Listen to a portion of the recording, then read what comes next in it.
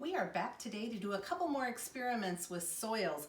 Believe it or not, you can have a job as a soil scientist. Your entire job is to study different kinds of soils, either here in the Midwest or anywhere around the world.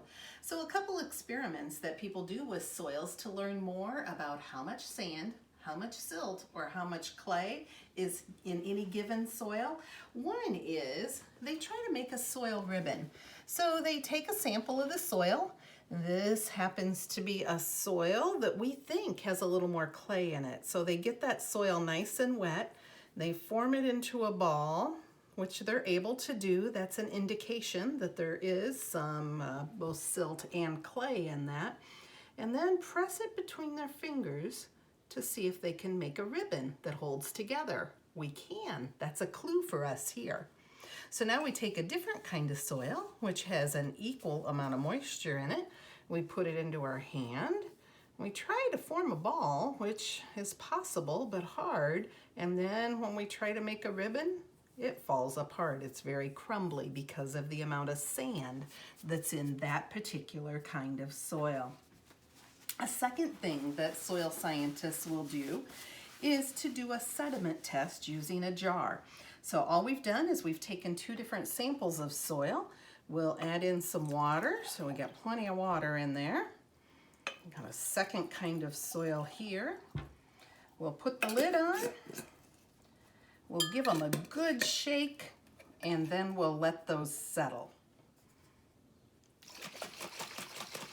Give them a real good shake to get all those different types of sand, silt, and clay to mix up with the water, and then let it sit.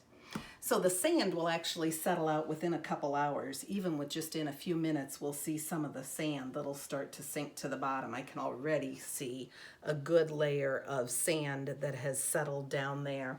The silt can take up to a couple of days, and the clay can take a very, very long time to completely settle out of the water.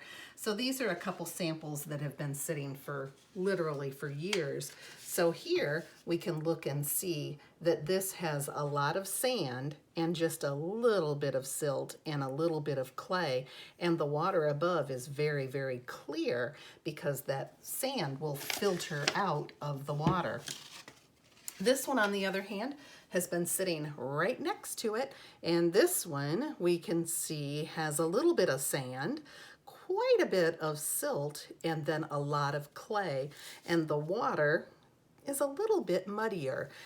It will stay muddy for a number of days or weeks as that filters out because that clay is a much smaller grain and holds on to the water a lot longer. So just a couple experiments you can do at home. Find some soil in your backyard, get permission before you dig into it, and then see if you can make a soil ribbon and see what happens when you make a sediment jar at home. Have a great day.